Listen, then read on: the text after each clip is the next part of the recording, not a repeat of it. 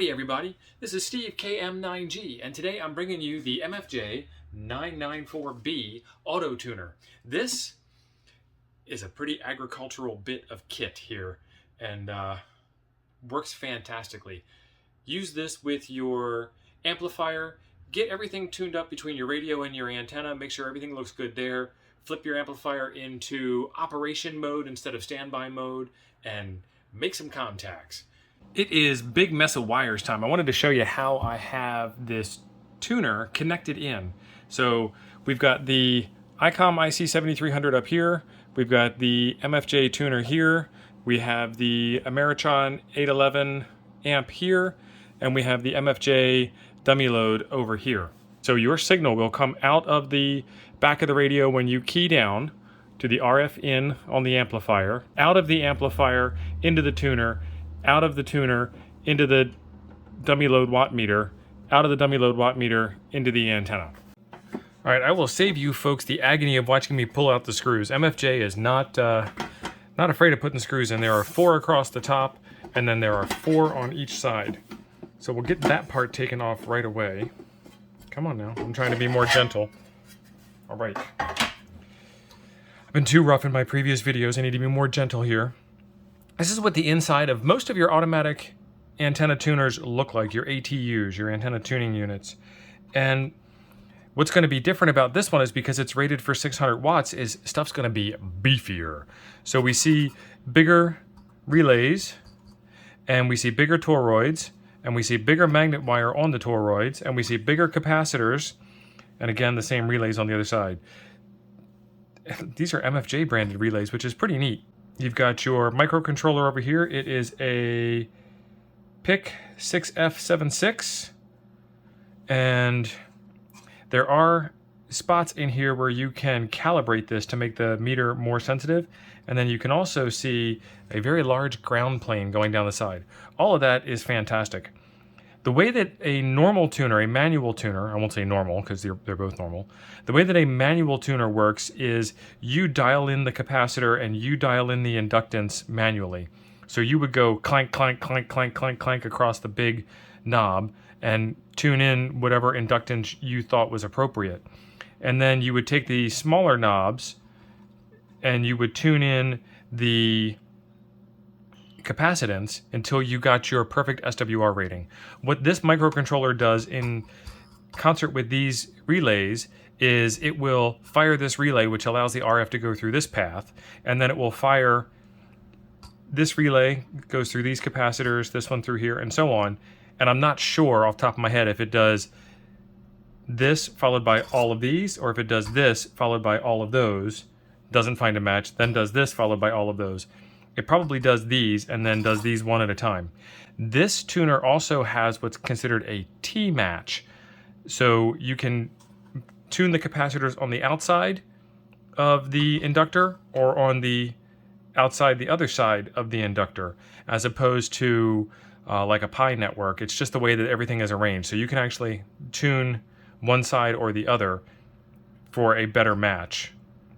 What I'm going to do is I'm going to show you the front side of it, and I'm going to show you the back side of it, and then we're going to get it plugged in and take a look. I got to rearrange the camera to show you the front side because this thing is big.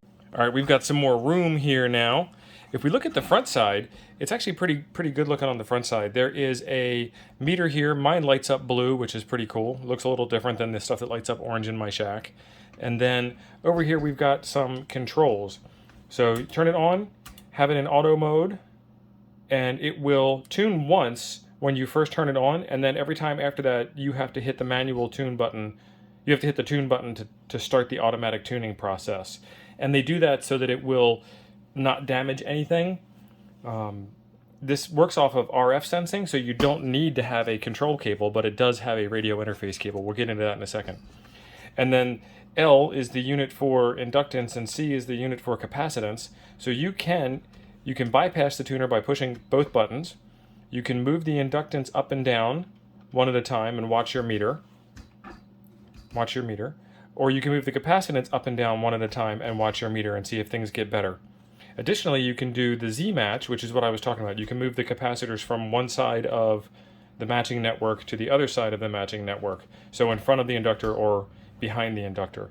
And then you can move it up again, and you might be able to get a better tune that way. I have seen, so first off, this thing will tune and it will be happy at like 1.5 to 1. And if you want to go down below 1.5 to 1, you can then move these until you get to where you are happy. Or you can just be happy with what it decides is good enough. Let's take a look at the backside. The backside, this will take a random wire antenna. It will take your coax. It has its own ground connection, so you can keep all of your shack grounded. It has the transmitter connection, a radio interface connection, power. You do need power to operate this because there's a small computer in there, and remote port. And I don't know what the remote port is for, probably another way to control or to see what's going on, or a remote display. We'll take a look at that and then I will jump back. But I want to show you this in action also. Alright, so now we're connected on the front side, and I did take a look at what that remote port was for. They actually sell a remote control unit that duplicates all of these controls here in blue, does not duplicate the power button, and it has a couple of LEDs on it to let you know whether it's tuned. So you can place this farther away from where your station is, and then you can use that remote port. In order to get this whole thing set up, we've got the 7300. I showed you how it was wired in. We've got the 994B here. I do not have any control cable connected between the radio and the tuner. We are on the 14074, the FT8 channel. I'm going to find a clean spot in the waterfall where nobody is currently transmitting, and I'm going to hit my tune button here. And because there's no connection, it doesn't key this tuner up. So if I go over to WSJTX and I hit tune, you'll see that our SWR, you'll see that our SWR is 1 to 1. That's because that tune is in. And then you can see over here on the cross needle meter, let me get the microphone out of the way, that our SWR is also showing very low on the tuner. Let's put in bypass mode. And this gives you a ton of feedback. You saw how it just gave you like the high sign, like, hey, I'm in bypass mode now. And our SWR changed a bit. And I push the tune, and there we go, tuning it up. This antenna is already fairly resonant on 20 meters to begin with. All right, so that's how this thing performs on 20 meters. Let's switch this thing over to 80 meters and take a look at it. If I take this button here for auto and I have it pushed in, that turns the auto tune function off. And we've got the internal tuner and the 7300 off.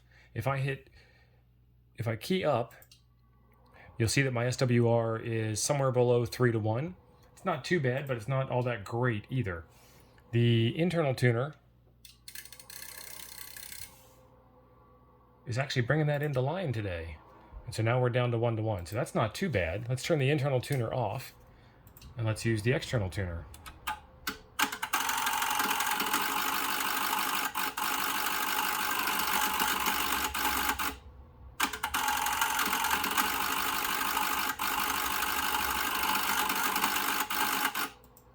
Okay, and you can hear that that's not too happy. I'm going to turn the auto feature back off again. And it's not too happy because the auto feature is looking for a better tune than my current conditions allow for with the way that the SWR moves in the wind here. So what I'm going to do instead is I'm going to hit tune with it in not auto mode. And we're at 2 to 1.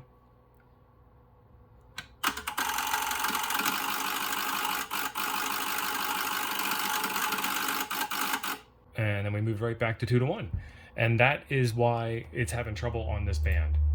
But that's okay, because 2 to 1 is better than 3 to 1 where we were before. Let's move this over to 60 meters and see what 60 meters looks like. All right, so we're going to have this in not auto mode. We're going to have the internal tuner off. And we are at infinite SWR. Let's try the internal tuner. Internal tuner can't do it. Turned itself off. Let's try the auto tune function. Brought it right into line. Perfect. Okay, so now we've got something that we can tune and we can play with a little bit. I'm going to show you how these controls here work, the capacitance up and down and the inductance up and down. So we're going to get a signal going through it again, and I can move the inductors up. And as I'm moving them up, You can see I'm getting farther and farther out of tune, and I'm guessing because it's in auto-tune mode, it's bringing capacitance. Yep. It's trying to make a match based on where I'm putting that inductor. So I'm fighting the auto-tune function right now.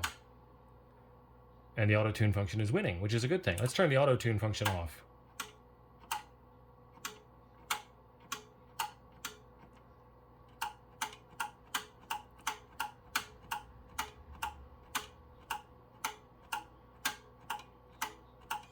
And it goes pretty far. I'm gonna give my radio a break here for a second.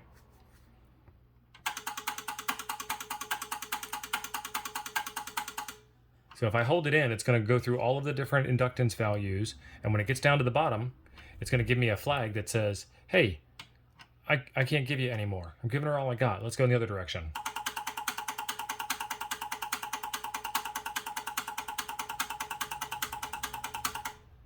Same thing. Hey, that's all I've got. So that was, you heard every click was a different range in there.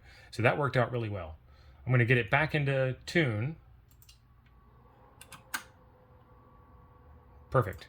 There's some memory built in here, so it knew what it needed to put into alignment to do that. And now we've got our capacitance match. And it's the same thing.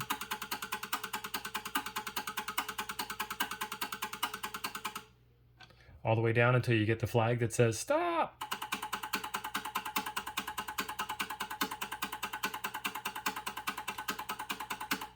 All the way up until you get the flag that says stop. Okay, so let's give it a bit of a signal and see where we landed with that. Not too bad.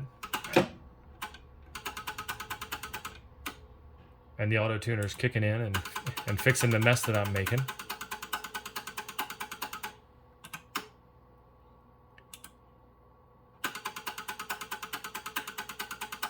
So I can affect the tune a little bit and decide to make it happy or unhappy. And that is some of the cool features that this thing has, in addition to 600 watts sideband CW, which is pretty phenomenal. This thing's built like a tractor. It sounds like a tractor. It works like a tractor. It gets the job done. I'm very happy with it. There is a video right over here that I think you'll enjoy next. Thanks for being awesome.